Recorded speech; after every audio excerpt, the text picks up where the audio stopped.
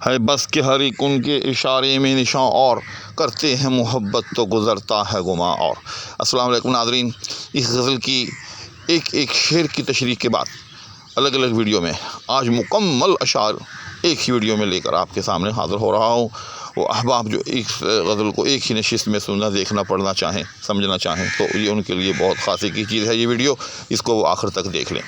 چنانچہ غزل کا مسئلہ ہے بس کہ ہر ایک ان کے اشارے میں نشاں اور کرتے ہیں محبت تو گزرتا ہے گماں اور یہ کہتے ہیں کہ محبوب کی ذات جو ہے وہ سراپا متلون مزاج ہے، حتیٰ کہ ان کی ہر ادا کا جو نشان ہے وہ الگ ہی دکھائی دیتا ہے، حتیٰ کہ اگر وہ محبت بھی کرتے ہیں تو اس سے بھی 100 طرح کے گمان جو ہیں وہ گزرتے ہیں، اور یہ ایک حقیقت ہے کہ جس سے محبت ہو اس کے ساتھ بدگمانی ہمیشہ رہتی ہے۔ شعر نمبر 2، یا رب وہ نہ سمجھے ہیں نہ سمجھیں گے میری بات، دے اور دل ان کو جو نہ دے مجھ کو زباں اور۔ عرب کہتا ہے کہ آج تک نہ وہ میری بات سمجھے ہیں، اور آثار سے دکھائی دیتا ہے کہ نہ وہ سمجھیں گے ہی، کیونکہ میرے دل اور ان کی زبان میں جو ہے وہ تفاوت موجود ہے، ان میں موافقت نہیں ہے۔ تو اس کی موافقت کی ایک ہی صورت ہے کہ دے اور دل ان کو جو نہ دے مجھ کو زباں اور، کہ یا تو ان کا دل بدل دیا جائے جو میری زبان کے موافق ہو، یا میری زبان بدل دی جائے جو ان کے دل کے موافق ہو۔ قلب کہتا ہے کہ دے اور دل ان کو جو نہ دے مجھ کو زباں اور۔ تو اگر مجھے جو ہے اور زبان ان کے دل کے موافق دینی منظور نہیں ہے تو یا رب پھر ان کو دل ایسا دے دے کہ جو میری زبان سمجھے، جو میری زبان کے مطابق ہو، اس کی موافقت رکھتا ہو۔ شعر نمبر 3، ابرو سے ہے کیا اس نگاہ ناز کو پیوند، ہے تیر مقرر مگر اس کی ہے کماں اور کہتے ہیں کہ یہ جو کہتے ہیں نا کہ تیر نظر، کہ نظر کا تیر جو ہے اس کی کمان جو ہوتی ہے وہ ابرو ہوتی ہے، چونکہ ابرو اور کمان کے اندر جو ہے ایک مشابت ہے، تو عالم کہتے ہیں کہ یہ بات درست نہیں ہے۔ تیر نظر میں سے واقعی نکلتا ہے تیر مقرر، وہاں ایک تیر موجود ہے، مقرر یعنی وہاں تیر موجود ہے، مقرر ہے، لیکن اس کی کمان جو ہے وہ ابرو نہیں ہے، بلکہ اس کی کمان جو ہے اس کا سراپا ہے، اس کے حسن کا جوہر ہے، لہذا ابرو سے ہے کیا اس نگاہ ناز کو پیوند، لہذا یہ بات غلط ہے کہ تیر نظر کو جو ہے وہ ابرو کے ساتھ جوڑا جاتا ہے، بل ابرو کے ساتھ اس نگاہ ناز کو جو ہے وہ کون سا جو اس کا کون سا جوڑ، اس کا کون سا پیوند اس کے ساتھ۔ شعر نمبر 4، تم شہر میں ہو تو ہمیں کیا غم، جب اٹھیں گے لے آئیں گے بازار سے جا کر دل و جاں اور۔ غالب کہتا ہے کہ عشق کا تقاضا یہ ہے کہ آپ پر جو ہے ایک دل اور ایک جان نہیں بلکہ ہزاروں جانیں اور ہزاروں دل جو ہیں وہ نچھاور کر دیے جائیں، اور خوش قسمتی سے تم شہر میں ہو اور ہم تیرے در پہ آئے ہوئے ہیں، اور مسلسل تجھ پر دل اور جان جو ہے وہ نچھاور کرتے چلے جا رہے ہیں، اور ظاہر ہے ہمارے پاس تو ایک دل اور ایک جان ہے، تو اور جانیں اور دل کا پھر بندوبست کہاں سے ہو؟ تو خوش قسمتی ہے کہ تم شہر میں ہو، اور شہر میں ہر چیز مل جاتی ہے، لہذا دل اور جان بھی وہاں سے مل جائیں گے، لہذا جیسے ہی ایک دل اور ایک جان تم پر نچھاور ہوگا بازار میں جائیں گے، وہاں سے اور دل اور جان لے آئیں گے، اس طرح سے تم پر دل اور جان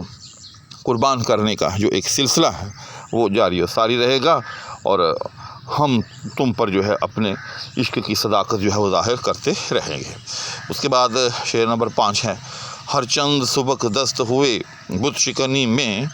ہر چند سبک دست ہوئے بت شکنی میں، ہم ہیں تو ابھی راہ میں ہیں سنگ گراں اور۔ غالب کہتا ہے کہ اگرچہ ہم بڑے تیز واقع ہوئے ہیں، سبک دست واقع ہوئے ہیں، یہاں سبک دست کے 2 معنی ہو سکتے ہیں، ایک تو یہ کہ سبک دست یعنی بڑے مشاق واقع ہوئے ہیں، جو بھی ہمارے راستے میں بت آیا ہے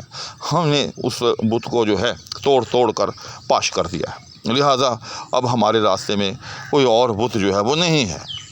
ہر چند سبک دست ہوئے بت شکنی میں۔ دوسرا، جس طرح سے سبک دوش ہونا یعنی کندھے پر کوئی وزن ہو، سبک دوش کا کیا مطلب ہوا کہ کندھے سے وہ بوجھ اتر جائے، اسی طرح سے ہاتھ پر ایک بوجھ ہے، وہ کون سا بوجھ ہے؟ بت کو توڑنے کا، اور جتنے بھی راستے میں بت آئے ہیں وہ سب کے سب توڑ دیے ہیں، لہٰذا اب ہم فارغ ہو گئے ہیں، یعنی اب ہم بت شکنی سے فارغ ہو گئے ہیں، اب ہمارے سامنے کوئی اور بت نہیں رہا، اور چند صبح دست ہوئے بت شکنی میں ہم ہیں، لیکن ہم ہیں تو ابھی راہ میں ہیں سنگ گراں، لیکن ہماری ذات کا جو بت ہے، ہماری انانیت کا جو بت ہے، وہ تو ابھی تک باقی ہے، وہ تو ہم پاش نہیں کر سکے۔ لہذا جب تک وہ انانیت کا بت باقی ہے تو بلا شبہ راستے میں ابھی سنگ گراں، ابھی بھاری پتھر جو ہیں اور بھی پڑی ہیں، لہذا ابھی ہمارا بت شکنی کا بہت سا کام جو ہے وہ باقی ہے، اپنی ذات کو ابھی ہم نے پاش کرنا ہے۔ اس کے بعد 6 نمبر 6 ہے خون جگر جوش میں دل کھول کے روتا ہوتے جو کئی دیدہ خون آبا فشاں، اور غالب کہتا ہے کہ ہے خون جگر جوش میں، کہ آج جگر کا خون جو ہے وہ جوش کے اندر ہے، غم کی کثرت ہے، غم کی زیادت ہے، دل کھول کے روتا، تو میں دل کھول کے روتا آج، یہاں قوما ہے یاد رکھیے گا، جوش میں کے بعد دل کھول کے سے پہلے یہ 2 حصوں میں یہ جو مصرع ہے یہ منقسم ہے، غالب کہتا ہے کہ آج خون جگر جوش میں ہے اور دل کھول کے روتا، تو میں بہت زیادہ روتا، لیکن ہوتے جو کئی دیدہ خون آبا فشاں، اور لیکن یہ کہ 2 آنکھیں ہیں، اب 2 آنکھوں سے کتنا رویا جا سکتا ہے؟ ظاہر ہے 2 آنکھوں سے تھوڑا ہی رویا جا سکے گا، 2 آنکھیں اپنے مطابق آنسو بہائیں گی، اپنے مطابق خون فشانی کریں گی، تو کاش کئی دیدہ خون آبا فشاں، دیدہ خون آبا فشاں خون چھڑکنے والی آنکھ، تو کاش آج خون بہانے والی کئی آنکھیں ہوتی، کئی دیدے ہوتے، تاکہ میں آج دل کھول کے روتا۔ اس کے بعد 6 نمبر 7 مرتا ہوں اس آواز پہ ہر چند سر اڑ جائے جلاد کو، لیکن وہ کہے جائیں کہ ہاں اور، کہ میں ہوں اور معشوق سامنے کھڑا ہے، اور جلاد کو اس نے جو ہے وہ تلوار دی ہوئی ہے یا کوڑا دیا ہوا ہے۔ جلاد کے جیسے میں نے عرض کیا ہے اس مفصل ویڈیو میں، وہاں سے آپ سن سکتے ہیں، تو جلاد کا اصل معنی تو ہوتا ہے کوڑے مارنے والا، لیکن مجازاً اس کو سر اڑانے والے کے لیے بھی استعمال کیا جاتا ہے۔ تو غالب کہتا ہے کہ جب جلاد ایک بار مار لیتا ہے تو پھر پوچھتا ہے ہاں جی اور ماروں، وہ آگے سے کہتے ہیں ہاں اور مارے، تو غالب کہتا ہے کہ مجھے ان کی یہ آواز اتنی اچھی لگتی ہے، اتنی دلکش لگتی ہے کہ مجھے اور مار کا جو حکم صادر ہوتا ہے، اور ظاہر ہے اس سے ایک اور تکلیف ہوگی، وہ تکلیف جو ہے وہ پس منظر میں چلی جاتی ہے، مجھے اس کا کوئی احساس نہیں رہتا، بلکہ وہ جو ایک لذت کان کو ملتی ہے ان کی آواز کے ساتھ کہ ہاں اور، ٹھیک، تو غالب کہتا ہے کہ بھلے میرا سر ہی کیوں نہ اڑ جائے، یعنی وہ اس حد تک وہ مجھے ماریں کہ اس مار میں جو ہے میری جان ہی کیوں نہ چلی جائے، لیکن میں اس آواز پہ اس طرح سے مرتا ہوں، اتنا عاشق ہو چکا ہوں، مرتا ہوں اس آواز پہ۔ وہ جو کہتے ہیں نا کہ ہاں اور، اس آواز کا لوچ، اس آواز کی دلکشی مجھے اتنی پسند آئی ہے کہ بھلے میرا سر اڑ جائے، بھلے میری جان چلی جائے، لیکن وہ ہاں اور کی صدا جو ہے وہ لگاتے رہیں، تاکہ میرے کان میں اس آواز کی لذت جو ہے وہ آتی رہے۔ اس کے بعد 6 نمبر 8 لوگوں کو ہے خورشید جہاں تاب کا دھوکا، ہر روز دکھاتا ہوں میں ایک داغ نہاں، اور غالب کہتا ہے کہ میں اتنا جل چکا ہوں، اتنے زیادہ میں نے دکھ اٹھائے ہیں اس زندگی کے اندر کہ میرا سارا تن جو ہے وہ داغ ہو چکا ہے، اور اتنے داغ ہیں کہ ہر روز میں ان میں سے صرف ایک داغ نمایاں کرتا ہوں، یعنی میں وہ داغ اپنے چھپائے رکھتا ہوں، کیونکہ کسی میں ان داغوں کو دیکھنے کی ہمت نہیں، ان داغوں کی بو سہنے کا یارہ نہیں، لیکن بس اتنا کرتا ہوں کہ ہر روز ایک داغ دکھا دیتا ہوں، اور لوگ جس کو سورج سمجھتے ہیں وہ سورج نہیں ہوتا، بلکہ وہ دراصل جو ہے میرا ایک داغ ہوتا ہے، اور جس کو میں نمایاں کرتا ہوں۔ دراصل اس شعر میں غالب نے اپنے دکھ کو اس طرح سے بیان کیا ہے کہ یوں سمجھیں کہ جیسے ہوتا ہے نا کہ ہم تن کے داغ بشد کجا پمبا ہم تن کے داغ بشد، کہ میرا سارا تن جو ہے وہ داغ ہو چکا ہے کثرت غم کی وجہ سے۔ تو غالب نے اپنی کثرت غم کو اس طرح سے استعارے کے پیرائے میں بیان کیا ہے۔ اس کے بعد شعر نمبر 9 ہے لیتا نہ اگر دل تو میں دیتا کوئی دم چین، کرتا جو نہ مرتا کوئی دم آہو فغاں، اور تو اس شعر کے اندر بیسیکلی تاکید ہے، تاکید اس کو کہتے ہیں کہ الفاظ کے اندر الفاظ آ جائیں، جس کے لفظ کے ساتھ تعلق ہو، براہ راست بنتا ہو، اس کے درمیان میں ایک لفظ آ جائے۔ تو اس شعر میں لیتا کا تعلق جو ہے وہ چین کے ساتھ ہے، اور نہ اگر دل تمہیں دیتا کوئی دم، یہ سارے کا سارا جملہ جو ہے درمیان میں عارض ہے، تو آپ اس کو یوں پڑھ سکتے ہیں کہ اگر تمہیں دل نہ دیتا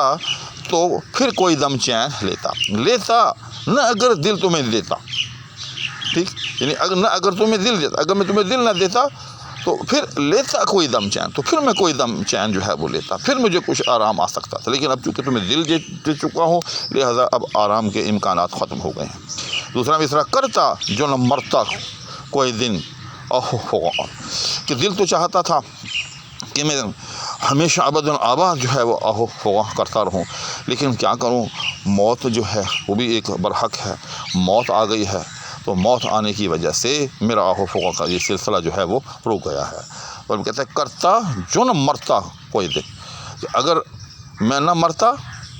تو پھر میں کوئی دن جو ہے مزید آہو فغاں کرتا. یہ کوئی دن کا تعلق جو ہے مرتا کے ساتھ بھی ہو سکتا ہے اور آہو فغاں کے ساتھ بھی ہو سکتا ہے، تو اس کو دونوں طرف لے جایا جا سکتا ہے. اس کے بعد شعر نمبر 10 ہے، پاتے نہیں جب راہ تو چڑھ جاتے ہیں نالے، رکتی ہے میری تب تو ہوتی ہے رواں. اور نالے سے یہاں مراد ندوی نالے، اور آپ نے دیکھا ہوگا کہ نالے کے اندر اگر کوئی رکاوٹ آ جائے تو پھر کیا ہوتا ہے، نالے کی سطح جو ہے وہ بلند ہونا شروع ہو جاتی ہے. تو غالب کہتے ہیں کہ بالکل اسی طرح سے میری طبیعت میں جب کوئی رکاوٹ آتی ہے تو اس کی سطح اور بلند ہونا شروع ہو جاتی ہے. اس بلندی کو روانی سے تعبیر کیا ہے، کیونکہ طبیعت کا رکنا اس کی روانی ہے. یعنی جب مجھے کسی غم سے سابقہ پڑتا ہے، میری طبیعت اداس ہوتی ہے، پریشان ہوتی ہے، تو اس سے میری شعر گوئی کی جو صلاحیت ہے وہ اور بڑھ جاتی ہے، میری طبیعت اور جو ہے وہ مائل و شعر ہو جاتی ہے، بالکل نالے کی طرح. تو بڑی خوبصورت تشبیہ دی ہے غالب نے اس شعر میں. اس کے بعد آخری شعر ہے جو غزل کا مقتبی ہے، ہیں اور بھی دنیا میں سخنور بہت اچھے، کہتے ہیں کہ غالب کا ہے انداز بیاں. اور تو اس شعر کی کیا تشریح کی جائے، اس کے لیے تو دواوین چاہیے کہ غالب کا جو ہے انداز بیان کیوں اور شعراء سے مختلف ہے. تو میں نے اس حوالے سے عرض کیا تھا کہ دو چیزیں ایسی ہیں کہ جہاں ہمیں غالب جو ہے تمام دیگر شعراء سے ممتاز نظر آتا ہے، ایک تو ان کی فکر کی بلندی اور دوسرا ان کے الفاظ کا انتخاب اور شعر کی بندش. تو ان دو حوالوں سے غالب جو ہے باقی تمام شعراء سے ممتاز ہیں، اور وہ بجا طور پر کہتے ہیں کہ ان کا جو ہے انداز سخن جو ہے وہ یا انداز بیان جو ہے وہ دیگر شعراء سے ممتاز ہے. تو ناظرین، آج وہ غزل کے جس کو پہلے شعروار آپ کی خدمت میں پیش کیا گیا، آج اس کو مکمل طور پر ایک ویڈیو میں بھی آپ کے سامنے پیش کر دیا گیا. انشاءاللہ اب کوئی نئی غزل لی جائے گی، اس کو اسی طرح سے حسب دستور پہلے شعروار آپ کی خدمت میں پیش کیا جائے گا، اور آخر میں اس کو ایک ویڈیو میں بھی آپ کی خدمت میں پیش کیا جائے گا. اس وقت تک کے لیے فقیر کو اجازت، دعاؤں میں یاد رکھنے کی التماس. اللہ حافظ.